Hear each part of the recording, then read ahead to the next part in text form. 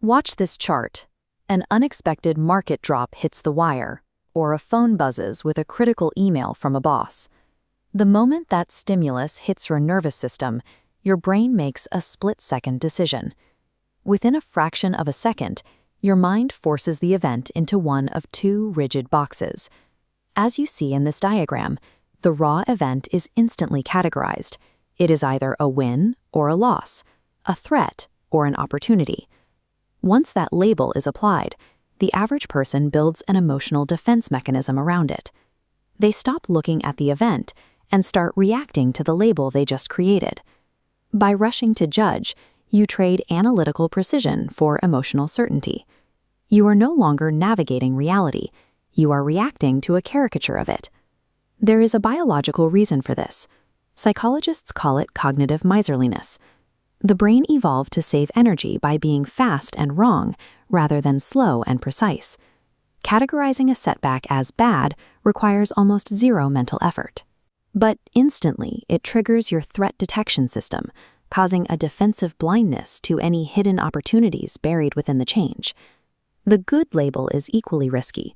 Premature celebration breeds complacency, making it difficult to see the risks that haven't surfaced yet.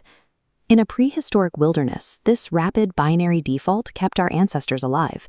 In the modern world, it acts as a cognitive liability that leads to impulsive, costly decisions. Rewind to the exact moment the stimulus hits. Capable minds experience the same emotional spike, but utilize a different pathway to freeze the reaction. This is cognitive inhibition. It is the ability of the prefrontal cortex to deliberately override and suppress the biological impulse to react. This deliberate suppression creates a powerful psychological gap. It is a deliberate pause between the incoming stimulus and the eventual response. Actively expanding this critical gap prevents impulsive blunders. It allows you to enter a crisis with strategic clarity instead of letting raw emotion dictate your next move. Inside that pause, a process of mental editing takes place. The thinker begins to separate their internal state from external facts. First, they acknowledge the weather. As shown here, intense emotions like fear or pride are treated as temporary biochemical storms passing through the nervous system. The thinker feels the storm, but does not let it move them. Next, they isolate the geography. They identify the unvarnished, objective data of the situation, keeping it completely separate from the emotional storm. This is emotional informational separation.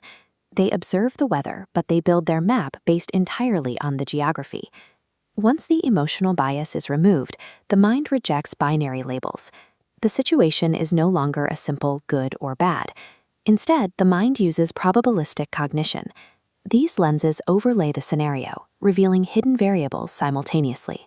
Setbacks are evaluated in percentages: 40% chance of structural failure, 50% for a temporary bottleneck, and 10% as a catalyst for change.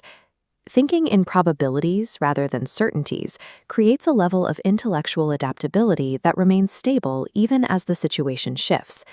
This probabilistic state makes a person difficult to manipulate and highly resilient to crises.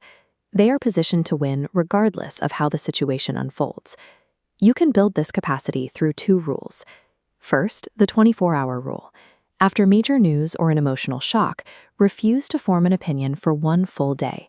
Force your brain to sit in the discomfort of uncertainty until the emotional weather passes. Second, banish binary vocabulary. Stop using the words good and bad to describe outcomes. Treat them as neutral variables that require more data. Delaying judgment is not a sign of indecisiveness. It is a signature of cognitive depth. The final stage of this discipline is reaching a psychological state where you no longer require immediate certainty to feel safe. When the next unpredictable curveball hits your life, you have a choice. Will you surrender to a lazy reflex, or are you brave enough to wait? High-level intelligence is not about having the fastest answer. It exists within the mastery of the pause.